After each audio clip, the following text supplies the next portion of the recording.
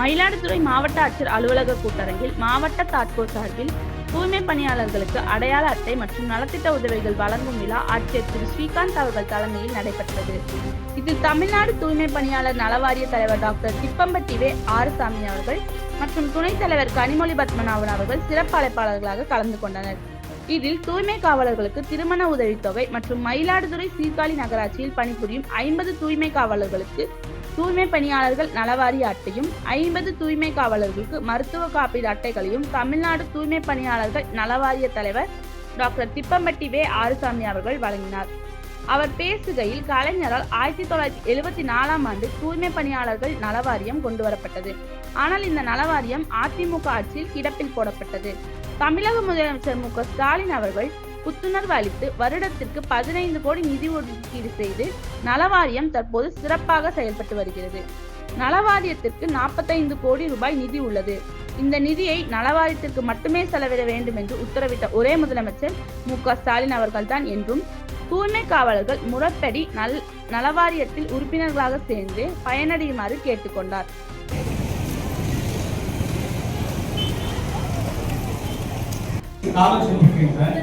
Marriage இருக்குங்க sir, அப்புறம் death claim இருக்குங்க சார்.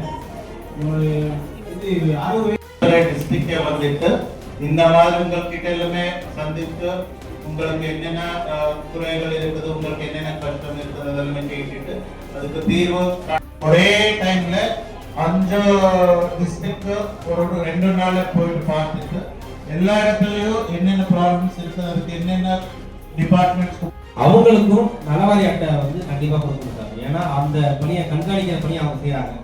அங்க ஏற்கனவே நம்ம நலவாரியத்தை கொடுக்க சொல்லி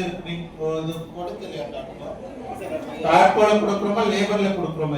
இது வந்து தாட்கோல சார், லேபர் மூலமா ஒரு 2 கொடுக்குறோம். அதுவே சொல்லுங்க.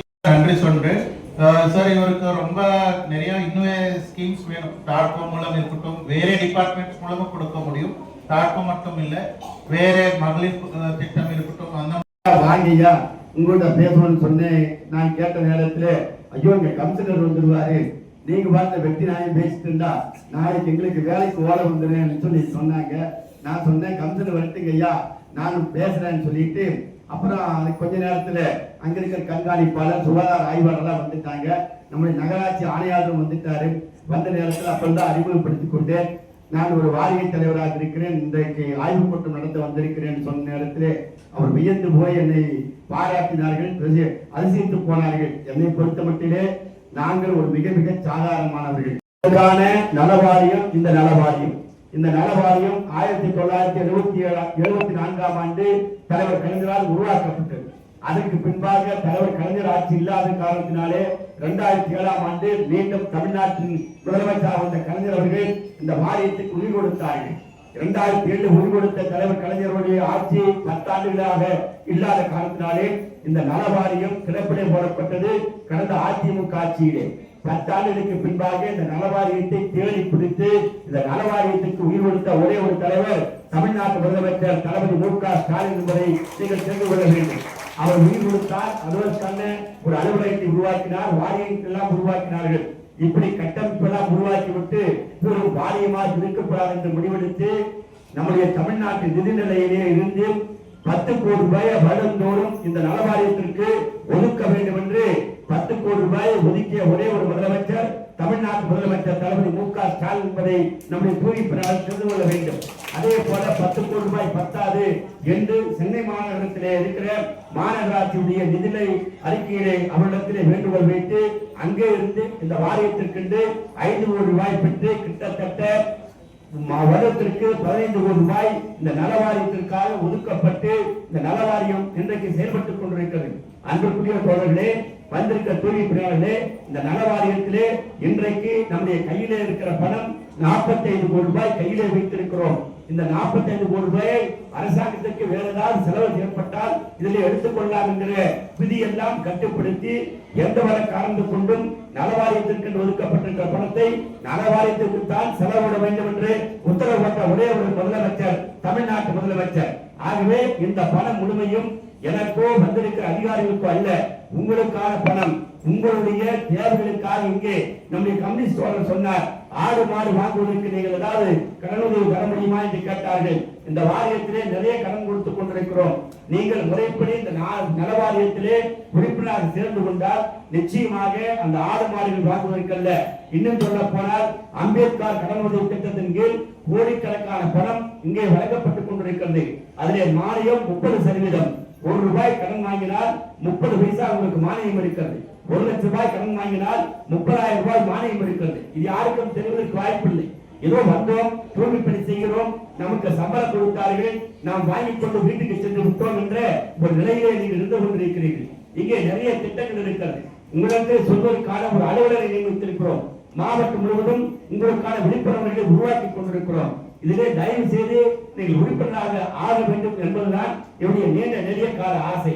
தயவு செய்து இன்றைக்கு வரைக்கும் நான் பொறுப்பேற்பதற்கு முன்பாக இந்த வாரியத்திலே 3,20,000 பேர் இங்கே உறுப்பினராக இருக்கிறார்கள். என்னுடைய இலக்கு, தமிழ்நாட்டு முதலமைச்சருடைய இலக்கு, ஐயா தளபதி சொன்ன இலக்கு என்னன்னு சொன்னால் 10 லட்சம் பேரையாவது இந்த வாரியத்திலே உறுப்பினராக சேர்க்க வேண்டும் என்று சொல்லி இருக்கிறார்கள். எப்படி என்று சொன்னால், இதோ தூய்மை பணி செய்கிறவர்கள் பேரூராட்சி, நகராட்சி, ஊராட்சிகளை மட்டுமல்ல, நீங்கள் தனியார் விடுதிகள், அதே போல தனியார் தொழிற்சாலைகள், தனியார் உணவு விடுதிகளில் வேலை செய்யக்கூடிய தூய்மை பணியாளர்களும் இந்த நலவாரியத்திலே சேர்த்துக் கொள்ளக்கூடிய வாய்ப்பு இங்கே உருவாகி கொண்டிருக்கிறது.